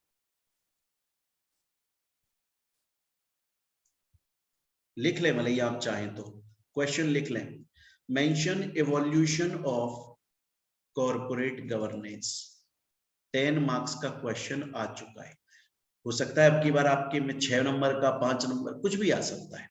तो जब भी इवोल्यूशन ऑफ कॉर्पोरेट गवर्नेंस आएगा, आपको स्टार्टिंग से लेके लिखना है कि 1998 में सीआईआई आया, अंदर का नहीं लिखना है, ऊपर ऊपर का बताना है। अब एक क्वेश्चन और आता है स्टूडेंट्स, मेरे से ये ज्यादातर पूछते हैं बच्चे, बोले सर एक बात बताइए कि ये जो इंफॉर्मेशन टेक्नोलॉजी आया, ये जो इंटरनेट आया, ये जो स्टेट ऑफ आर्ट आ गया, आईटी जो आ गया, इंफॉर्मेशन टेक्नोलॉजी, सर उसकी वजह से बिजनेस तो बढ़ा, बिजनेस तो बढ़ा ना, इंफॉर्मेशन टेक्नोलॉजी बढ़ी, आईटी सेक्टर ने ग्रो किया, तो उसकी वजह से बाकी के बिजनेस ग्रो हुए। पहले अमेजॉन फ्लिपकार्ट इतने बड़े थोड़ी थे, ये तो आईटी सेक्टर की वजह से बड़े हुए ना। आज मैं आप लोगों तक पहुंच पा रहा हूं, मैं आप लोगों को पढ़ा पा रहा हूं, पहले मैं सिर्फ राजस्थान के स्टूडेंट्स को पढ़ा सकता था, या कोई बच्चा बाहर से राजस्थान से मेरे पास में आता था पढ़ने के लिए, मैं उसे पढ़ाता था। आज इंफॉर्मेशन टेक्नोलॉजी की वजह से मैं आप तक पहुंच गया, आप मुझ तक पहुंच गए, अपन लोग आराम से बैठकर ऐसा लग रहा है लाइव क्लास में पढ़ रहे हैं। ये इंफॉर्मेशन टेक्नोलॉजी की वजह से बिजनेस बढ़ा, इंडिया का बिजनेस फॉरेन पहुंचा, फॉरेन के इन्वेस्टर इंडिया में आए, ये तो समझ में आता है। क्या सर इंफॉर्मेशन टेक्नोलॉजी की वजह से कॉर्पोरेट गवर्नेंस भी इफेक्टिव हुआ? क्या इंफॉर्मेशन टेक्नोलॉजी की वजह से कॉर्पोरेट गवर्नेंस को मैनेज करना हमारे लिए आसान हुआ, सरल हुआ, इजी हुआ? हाँ हुआ, हाँ हुआ। पहले आपको रूल्स रेगुलेशंस बनाने पड़ते थे, ये आपको देखना पड़ता था कि यार 6 महीने की रिपोर्ट मंगवाओ, 10 महीने की रिपोर्ट मंगवाओ, 1 साल की रिपोर्ट मंगवाओ, देखो अब क्या हुआ है 1 साल में, चलो नए रूल्स बनाओ। क्योंकि पहले तो कंपनीज इसको फिजिकली कॉपीज में बनाती थी अपने रिपोर्ट को। आज आज तो हर कंपनी डेली अपना रिपोर्ट बना देती है अपने कंप्यूटर में। तो गवर्नमेंट को पता है कि कंपनीज में कैसा धंधा चल रहा है, क्या फ्रॉड हो रहा है, क्या नहीं हो रहा है। पहले स्टॉक एक्सचेंज पर ट्रेडिंग सिर्फ फिजिकली होती थी, आज तो इलेक्ट्रॉनिकली हो रही है। तो कैसा फ्रॉड है वो तो गवर्नमेंट की, सेबी की, स्टॉक एक्सचेंज की नजर में है। तो आईटी की वजह से कॉर्पोरेट गवर्नेंस तो बड़ा इजी हो गया ना। हमें पता लगने लगा हाथ की क्या फ्रॉड चल रहा है, मार्केट में किस तरह से ट्रेडिंग हो रही है। नए रूल बना दो, नए रेगुलेशन बना दो, बना दिए जा रहे हैं। देखिए लिखा हुआ है, देखे पढ़े इसको एक बार। जो आप देखो इंडियन कॉर्पोरेट एंटिटीज के अंदर आईटी सेक्टर पेनिट्रेट घुस चुका है पूरी तरीके से, और कॉर्पोरेट एक्सपेंड भी कर चुके हैं, आईटी की हेल्प से बहुत बड़े स्केल तक पहुंच चुके हैं। और बिजनेसेस जो हैं वो इंडिया से बाहर जा चुके हैं, बाहर के लोग इंडिया में आ चुके हैं। और आईटी सेक्टर की वजह से गुड कॉर्पोरेट गवर्नेंस को इफेक्टिवली इंप्लीमेंट किया जा रहा है। क्यों? क्योंकि आईटी सेक्टर का मतलब कंप्यूटर भी आईटी में आता है, और कंप्यूटर के अंदर आप कितने भी पुराने सालों के डेटा अपने पास में रख सकते हैं। तो अगर आपके पास में डेटा रहेगा, हिस्ट्री रहेगी गवर्नमेंट के पास, तो गवर्नमेंट देखती रहेगी पहले क्या नाटक हुए थे, आज तो नहीं हो रहा है, पकड़ लो। इसके अलावा वो ये देखता है कि हम राइट डिसीजन तो ले रहे हैं। फॉरेन की कंपनीज, फॉरेन की गवर्नमेंट कैसे डिसीजन ले रही है, क्या हमारे डिसीजन ऐसे हो सकते हैं, क्या हमें उनके जैसे डिसीजन लेने चाहिए या नहीं लेने चाहिए। अकाउंटेबल ठहरा दिया जा रहा है आदमी को, अकाउंटेबल। आज कंपनी के अंदर किसी एक बंदे को काम अलॉट कर दिया जाता है कि तुम जो है वो कंपनी का ये डिपार्टमेंट संभालोगे, गलती हुई तो पूछा भी। तो आईटी सेक्टर ने हेल्प बहुत करी है, ब्रॉडर सेंस पे बहुत ज्यादा, और हमारे जो परफॉर्मेंस गोल्स हैं उनको अचीव करने में हेल्प करी है। क्योंकि आप देखिए कंप्यूटर से इंफॉर्मेशन बड़ी जल्दी पहुंचती है, डेटा लॉन्ग टाइम तक हम रख सकते हैं, सर्विलेंस हम बड़े अच्छे से कर सकते हैं। जो आज आप देखते हो ना कि आपने देखा होगा, आप सीसीटीवी की निगरानी में है, आप कैमरे की नजर में, आईटी तो है ये, और है क्या? कैमरा क्या है? कैमरा इंफॉर्मेशन टेक्नोलॉजी, तो टेक्नोलॉजी तो है। मैं आपके पास में पहुंच पा रहा हूं, मैं आज इस लैपटॉप पर पढ़ा रहा हूं आपको, मेरा डीएसएलआर कैमरा से शूट कर रहा हूं मैं, ये मेरे पास में राइटिंग पैड है, ये क्या है? ये टेक्नोलॉजी तो है। टेक्नोलॉजी ने हर चीज में हेल्प करी है, कॉर्पोरेट गवर्नेंस में भी हेल्प। स्टूडेंट बोलता है सर मैं समझ गया, यहां तक मुझे समझ में आ चुका है। तो स्टूडेंट्स यहां तक हम लोगों ने कॉर्पोरेट गवर्नेंस चैप्टर पढ़ लिया। ऑल्दो कॉर्पोरेट गवर्नेंस चैप्टर अभी बचा हुआ है, जिसको हम नेक्स्ट क्लास में पढ़ेंगे। अब हम क्या पढ़ेंगे? अभी तक मैंने आपको क्या बताया कि पहले लिस्टिंग एग्रीमेंट हुआ करता था, अब हम उसे एलओडीआर बोलते हैं। पहले क्लॉज 49 हुआ करता था, अब रेगुलेशन 17 से 27 है। तो एलओडीआर चैप्टर में मैंने ये रेगुलेशन नहीं पढ़ाई थी कॉर्पोरेट गवर्नेंस वाली, क्योंकि मैंने बोला था इनको मैं यहीं पे पढ़ाऊंगा कॉर्पोरेट गवर्नेंस चैप्टर में। तो इससे पहले का जो हिस्ट्री थी अभी तक की, कॉर्पोरेट गवर्नेंस की जो हिस्ट्री थी, वो हमने पूरी अभी तक पढ़ ली है। अब हम प्रेजेंट सिनेरियो पढ़ेंगे अपनी नेक्स्ट क्लास में। क्लियर है ये चीज यहां तक? चलिए स्टूडेंट्स, अच्छा दूसरा, नोट्स के लिए आप लोग बार बार मेरे से पूछते हो, मैं फिर बोल चुका हूं, जिन लोगों ने मेरे से क्लास परचेज की हुई है या जो मेरे से लाइव क्लास ले रहे हैं, उन तक तो मेरी बुक ऑलरेडी पहुंची गई है। आप अगर किसी सोशल मीडिया प्लेटफॉर्म पर देख रहे हो इसको, तो वीडियो के डिस्क्रिप्शन में टेलीग्राम चैनल का लिंक है, वहां पे जाके नोट्स डाउनलोड कर लो। टेलीग्राम चैनल ज्वाइन करो, फ्री में है, फ्री में नोट्स डाउनलोड कर लो। एकदम सिंपल नोट्स हैं, एक एक चीज का बहुत ही सिंपल लैंग्वेज में मैंने लिखा हुआ है, पूरा स्टडी मटेरियल कवर्ड। अगर आपको मेरी क्लासेस परचेज करनी है तो इस नंबर पर आप कॉल, व्हाट्सएप या टेलीग्राम पे मैसेज कर सकते हैं, मेरी टीम आपको रेस्पॉन्स देगी। बहुत ही कम प्राइस पर हमारी क्लासेस मिलेंगी, नोट्स मिलेंगे। एक वीक में कम से कम 2 बार आपके टेस्ट होंगे, प्लस आपकी क्वेरीज को सॉल्व किया जाएगा। अगर आप जून 2022 में एग्जाम दे रहे हैं तो हमारा ऑफर चल रहा है, आप किसी भी सब्जेक्ट, चाहे से आप फाउंडेशन में हैं, इंटर में हैं, फाइनल में है, आपका या आपका, आप तो फाइनल में, आपका कोई दोस्त, आप किसी भी सब्जेक्ट की रिकॉर्डेड क्लासेस अगर हमसे परचेज करते हैं सिर्फ 2000 रुपये में, 2000 रुपये भी कब है जब आपको साथ में नोट्स चाहिए, अदरवाइज सिर्फ 1500 रुपए में आपको रिकॉर्डेड क्लासेस मिलती हैं। हमारी रिकॉर्डेड क्लासेस का हमेशा व्यूज अनलिमिटेड रहता है, आप जितनी बार चाहें उतनी बार देखें, जब तक आपका एग्जाम है तब तक आपको एक्सेस मिलता है। चलिए स्टूडेंट्स, तो बाकी का हम लोग अपनी कॉर्पोरेट गवर्नेंस की नेक्स्ट क्लास में आगे कंटिन्यू करेंगे। Thank you.